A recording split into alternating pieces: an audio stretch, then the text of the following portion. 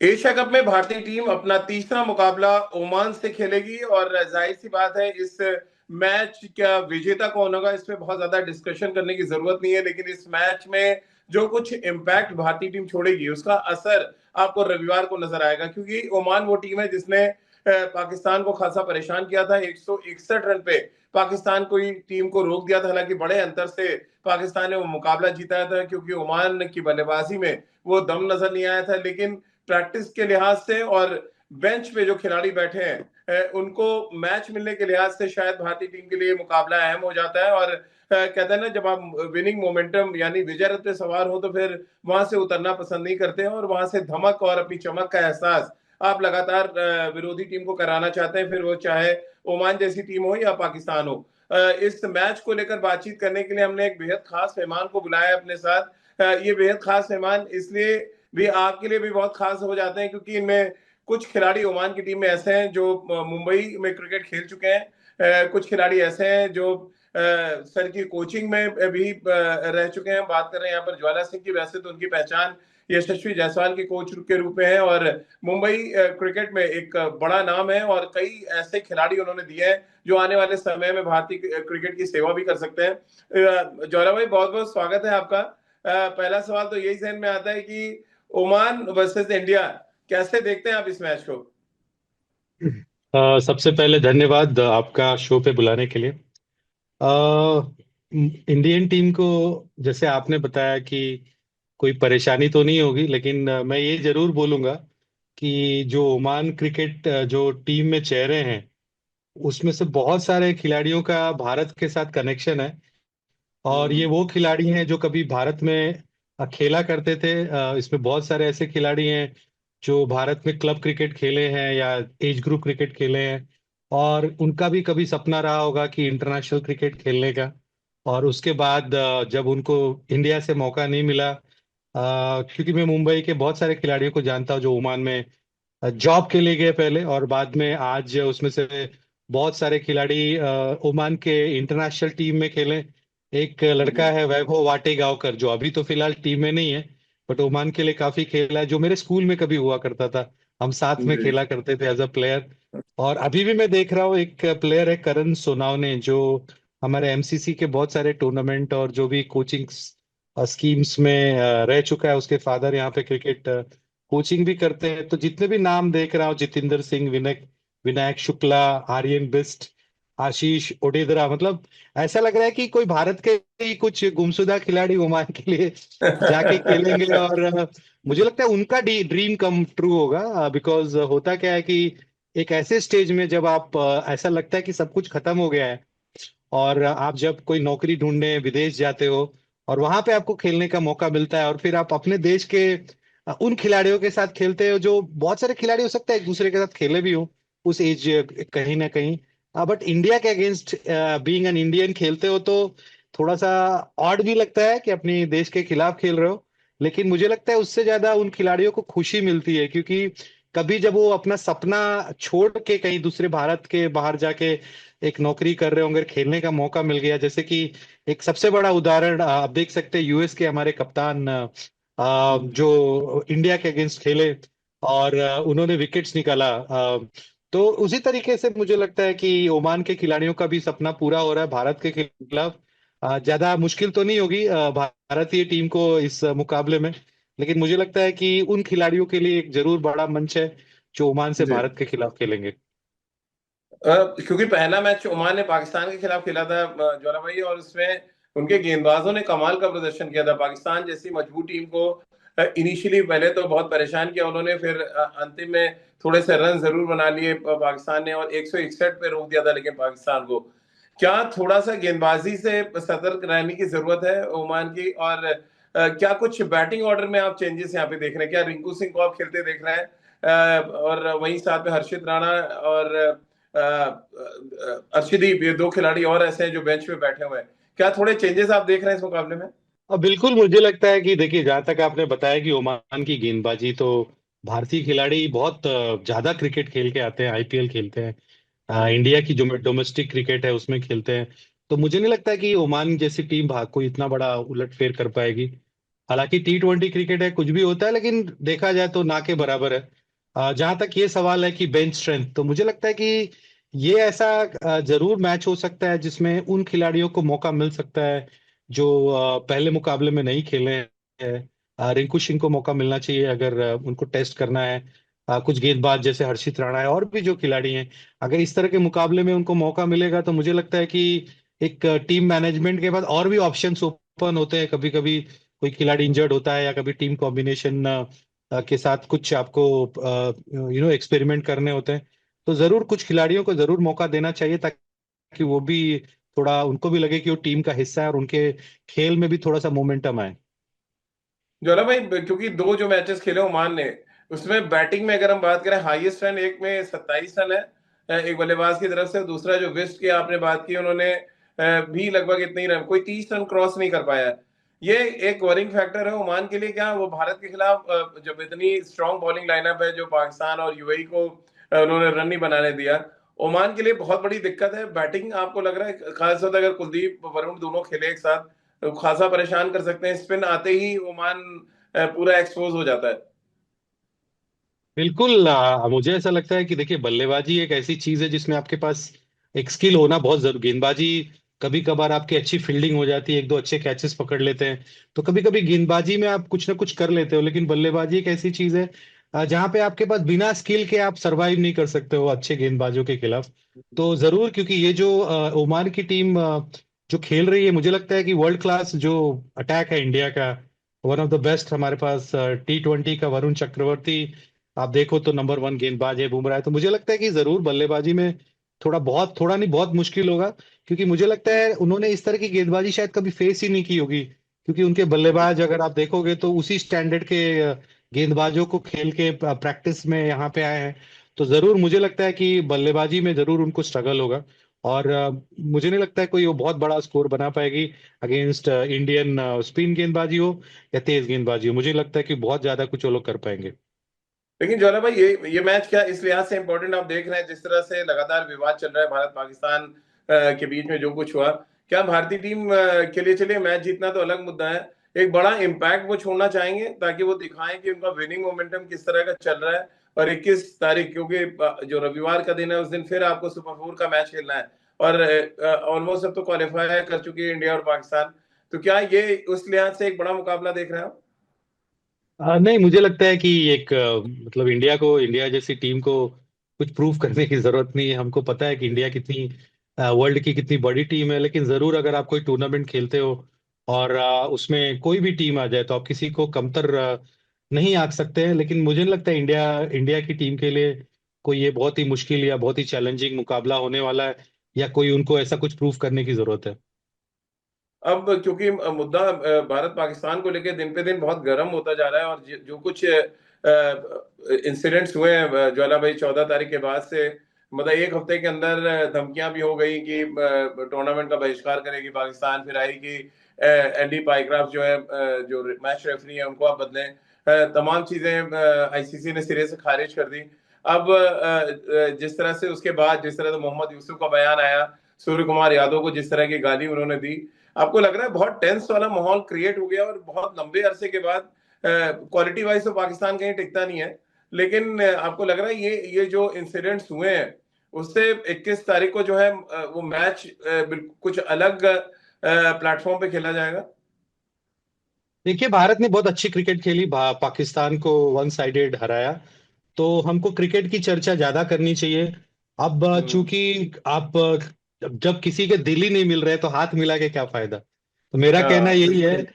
कि अगर मेरे दिल नहीं मिल रहे, और हम सबको पता है कि भारतीय खिलाड़ी या ये जो टीम है मजबूरी में वो मैच खेल रही है। अगर मेरा ओपिनियन बोले तो कोई नहीं, कोई खिलाड़ी नहीं चाहता होगा कि वो पाकिस्तान के खिलाफ मैच खेले, क्योंकि जिस तरीके से अटैक हुआ इंडिया के ऊपर और इतने सारे लोगों को मार दिया गया, और चाहे आप मानो या ना मानो, वहां पे हाथ तो पाकिस्तान का ही है, सबको पता है।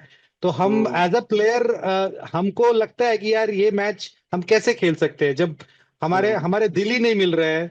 तो हमारे हाथ कैसे मिल सकते हैं? तो मैं तो सूर्य कुमार यादव ने जो किया उससे पूरी तरीके से सहमत हूँ, क्योंकि ये मैच हम सबको पता है कि एक फॉर्मेलिटी जैसा खेला जा रहा है, क्योंकि हम आईसीसी और एसीसी के टूर्नामेंट में अगर आप नहीं खेलते हो तो बहुत सारे कॉम्प्लिकेशंस आते हैं। छोड़ना इतना आसान नहीं होता है। तो भारत ने उसको भी अगर आप देखेंगे तो इंटरनेशनल कम्युनिटी का भी पूरा रिस्पेक्ट किया, ये मैच खेला।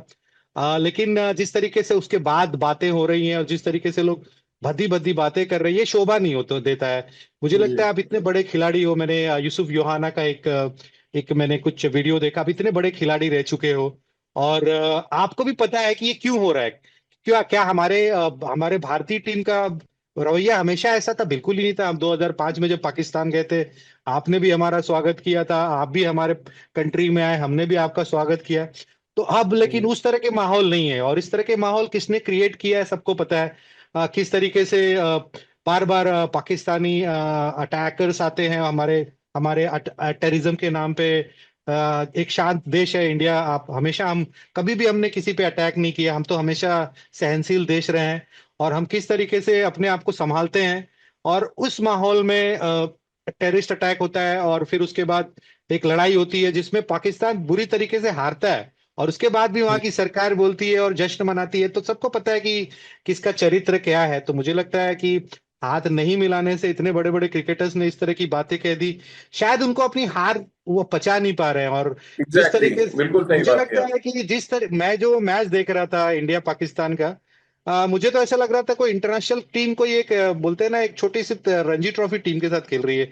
एक इंडिया की जी टीम कोई एक छोटे स्टेट के साथ खेल रही है, जहाँ पे उनको क्लू ही नहीं है कि किस तरीके से 20 ओवर का मैच खेलना है। आप अगर उनको देखो तो उन्होंने 50 से 60 डॉट बॉल्स खेले ड्यूरिंग दर इनिंग।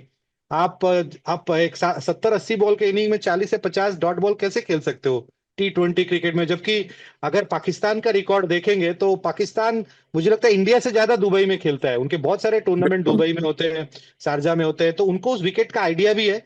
लेकिन जो क्वालिटी है क्रिकेट की उनकी इतनी नीचे जा चुकी है ना। उनके पास कोई अच्छा गेंदबाज है, ना उनके पास कोई अच्छा बल्लेबाज है। क्योंकि मैं एक शो में था सेम डे, और मुझे एंकर ने पूछा कि आप किस गेंदबाज के बारे में प्रिडिक्ट करोगे कि घातक होगा। तो मैंने उनको सीधा बोला, भाई मुझे तो पाकिस्तान का कोई प्लेयर याद ही नहीं आता यार कि मैं उसके बारे में बोलूं। और एक दो जो जी नाम है, बाबर आजम, वो मैच में नहीं है तो मैं किसका नाम लूं? क्योंकि पाकिस्तान इतना इंटरनेशनल क्रिकेट खेलता नहीं आजकल। अगर आप देखो इंडिया के जी साथ तो बिल्कुल उनको मौका ही नहीं देते हम खेलने का। तो अब पाकिस्तान की जो क्रिकेट की छवि है काफी नीचे जा चुकी है। उनका जो क्रिकेट स्टैंडर्ड है काफी नीचे जा चुका है। इट्स टोटली लो।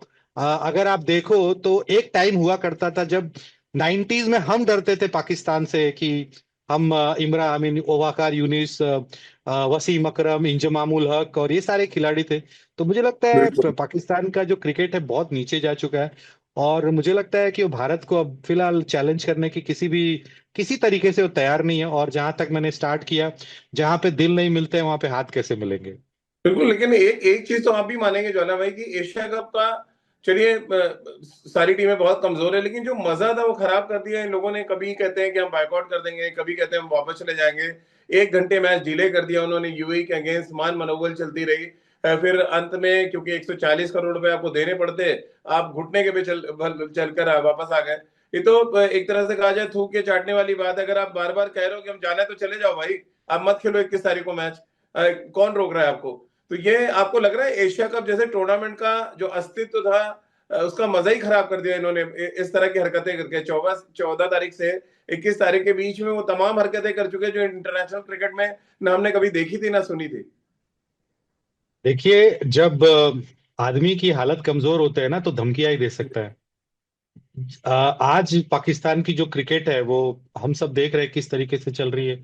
और जो देश की हालात है वो भी हम सबको पता है। हालांकि ज्यादा किसी के बारे में खराब नहीं बोलना चाहिए, लेकिन कहीं जी ना कहीं ये जो आदमी जो एक स्ट्रांग कैरेक्टर होता है, एक स्ट्रांग कंट्री होता है, वो अगर कुछ बोलता है तो उसको बैक भी करता है। लेकिन वो बैक करने के लिए वो कैपेसिटी भी होना चाहिए। तो मुझे लगता है जो पाकिस्तान के हालात है, देश के हालात है, या फिर जो उनके क्रिकेट के हालात है, वो they are very confuse country. वो चाहते हैं कि लोग उनको रिस्पेक्ट दे, लेकिन वैसा कोई काम नहीं करते हैं। ना उनकी अच्छी क्रिकेट हो रही है कि उनकी तारीफ हो, ना उनका देश अच्छा कर रहा है। तो मुझे लगता है कि वो एक दिखावा करना चाहते हैं कि ये सब ये कर देंगे वो कर देंगे, लेकिन वैसा कुछ उतना उनके पास वो कैपेसिटी नहीं करने की। तो और जिस तरीके से बायकॉट और ये सब की बात चल रही है, तो करना है तो कर दो, किसने रोका है? लेकिन जैसे मैंने बताया कि हाँ वही नहीं है बात अभी है। वो किसी हालात में नहीं है, उनकी जो बोर्ड है उनके पास इतने अपने खिलाड़ियों को सैलरी देने के लिए वो फंड्स नहीं है, तो इतना बड़ा जो रिस्क कहाँ से ले पाएंगे? तो मुझे लगता है सब बोलने की बात है। और इससे सिर्फ खेल का माहौल खराब होता है, जिस तरीके से हमने अभी देखा है, मुझे भी लग रहा है कि एशिया कप में इस तरह की कंट्रोवर्सीज हो रही है, बिना मन के मैचेस खेले जा रहे हैं, तो ऐसा कभी पहले हुआ नहीं है। एशिया कप का अपना एक प्रेस्टीज हुआ करता था। हमको याद है जब सचिन तेंदुलकर खेला करते थे, मोहम्मद अजहरुद्दीन खेला करते थे, और कुछ साल पहले तक जब सचिन तेंदुलकर और ये लोग खेलते थे। और आज का जो ना पाकिस्तान की जो क्रिकेट है, वो पाकिस्तान भी एशिया कप में बहुत अच्छा परफॉर्म किए, उनके बड़े शानदार खिलाड़ियों ने। एक टाइम होता था कि हम डरते थे उनसे। तो जिस तरीके से देश का कैरेक्टर है, उसी तरीके से मुझे लगता है उनके क्रिकेट बोर्ड का भी कैरेक्टर है, और ये सब उसी का परिणाम है। चलते चलते एक आखिरी सवाल जो है ना भाई, आपको लग रहा है 21 तारीख को पाकिस्तान कुछ और नौटंकियां करेगा, या आपको लग रहा है मैदान पर उतरेगा, चुपचाप हारेगा और घर जाएगा? क्योंकि अब तो सुपर 4 के मैचेस शुरू होंगे। नॉकआउट ऑलमोस्ट मान लें कि आप एक या दो मैच हारे तो आपका बुरिया बिस्तर बंधेगा। तो क्या आपको लग रहा है नौटंकी कुछ और बची हुई है, या एक चुपचाप सा मैच खेलेगी पाकिस्तान, हारेगी और शांति से घर जाएगी? मुझे लगता है कि इनको अपने गेम पे फोकस करना चाहिए, क्योंकि जी। अगर कोई भी टीम अगर परफॉर्मेंस अपना अच्छा कर देती है, देखिए खेल में आप ग्राउंड के बाहर क्या कर रहे हो, क्या बातें करो, मैटर नहीं करता है।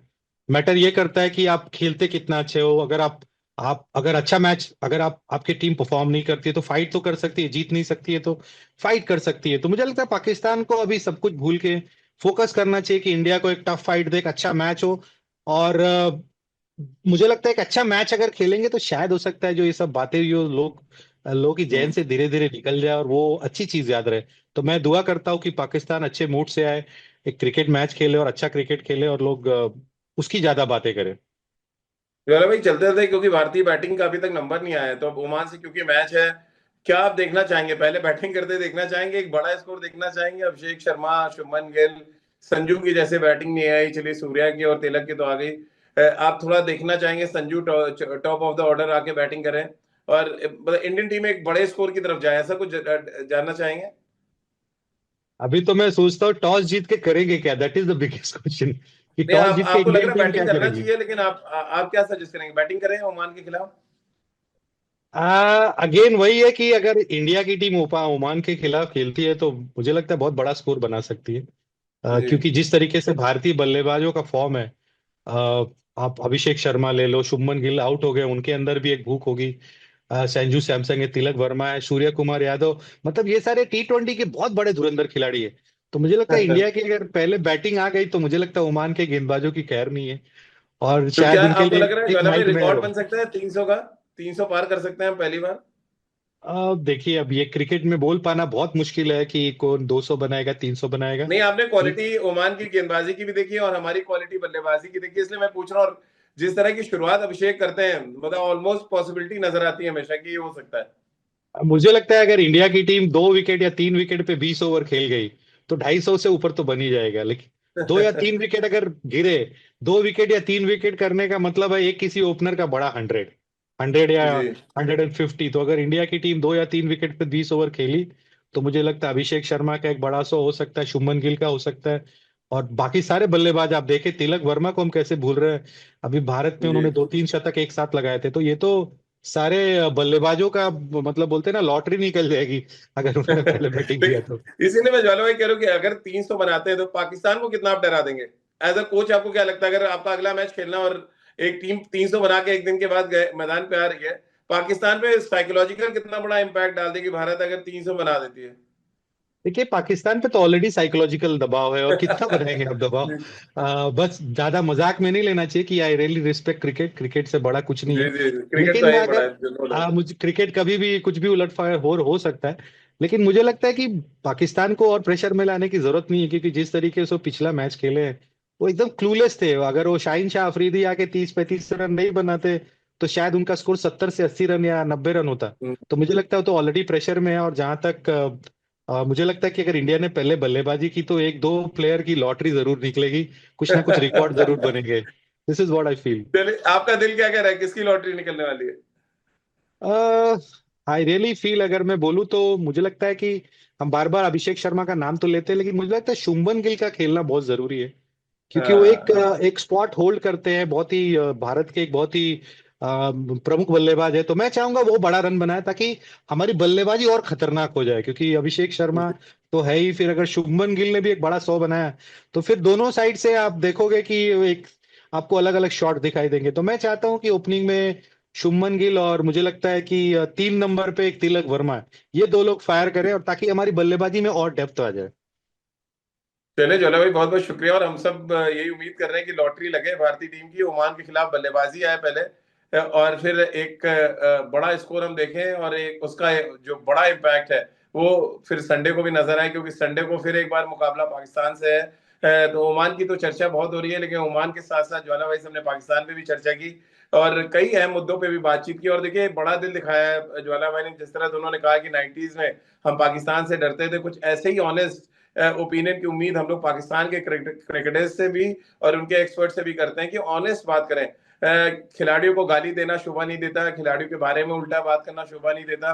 भारत के खिलाड़ियों ने गले नहीं मिले या हाथ नहीं मिलाया, वो अपना उनका एक जेस्चर था, लेकिन बदजुबानी उन्होंने नहीं की, और ये एक अच्छी बात है।